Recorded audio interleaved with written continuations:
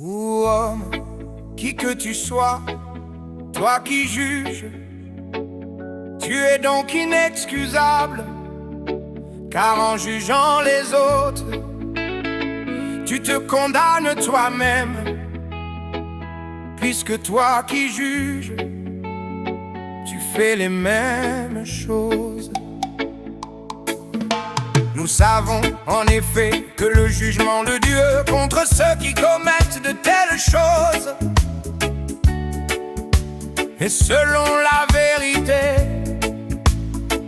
Et penses-tu, ô homme, qui juge ceux qui commettent de telles choses et qui les fait, que tu l'échapperas au jugement de Dieu?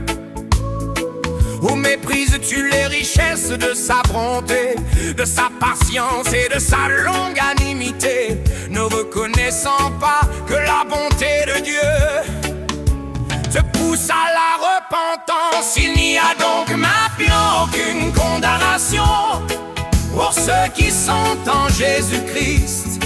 En effet, la loi de l'esprit de vie en Jésus-Christ m'a affranchi de la loi, du péché, de la mort. Mais par ton endurcissement et par ton cœur impénitent, tu t'amasses un trésor de colère pour le jour de la colère et de la manifestation du juste jugement de Dieu, à qui rendra à chacun selon ses œuvres, réservant la vie éternelle à ceux qui, par la persévérance à bien faire, cherchent l'honneur, la gloire et l'immortalité. Mais l'irritation et la colère à ceux qui, par esprit de dispute, sont rebelles à la vérité, obéissent à l'injustice. On t'a fait connaître, ô homme, ce qui est bien et ce que l'Éternel demande de toi. C'est que tu pratiques la justice, que tu aimes la miséricorde et que tu marches humblement avec ton Dieu. Il n'y a donc maintenant aucune condamnation pour ceux qui sont en Jésus-Christ. En effet, la loi de l'esprit de vie en Jésus-Christ m'a affranchi de la loi, du péché, de la mort. Toi donc qui enseignes les autres, tu ne t'enseignes pas toi-même. Toi qui prêches que ne pas dérober, tu dérobes. Toi qui dis de ne pas commettre d'adultère, tu commets l'adultère. Toi qui as en abomination les idoles, tu commets des sacrilèges.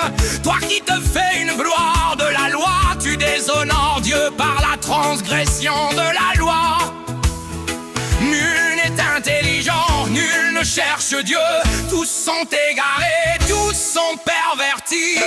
Il n'en est aucun qui fasse le bien, pas même un seul. Leur gosier est un sépulcre couvert. Ils se servent de leur langue pour tromper. Ils ont sous leurs lèvres un venin d'aspic. Leur bouche est pleine de malédiction et d'amertume. Ils ont les pieds légers pour répandre le sang.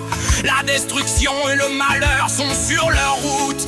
Ils ne connaissent pas le chemin de la paix. La crainte de Dieu n'est pas devant leurs yeux. Il n'y a donc maintenant aucune condamnation pour ceux qui sont en Jésus-Christ. En effet, la loi de l'esprit de vie en Jésus-Christ m'a affranchi de la loi, du péché, de la mort. Approchez, nation, pour entendre. Peuple, soyez attentifs, que la terre écoute, elle est ce qui la remplit. Le monde et tout ce qu'il produit.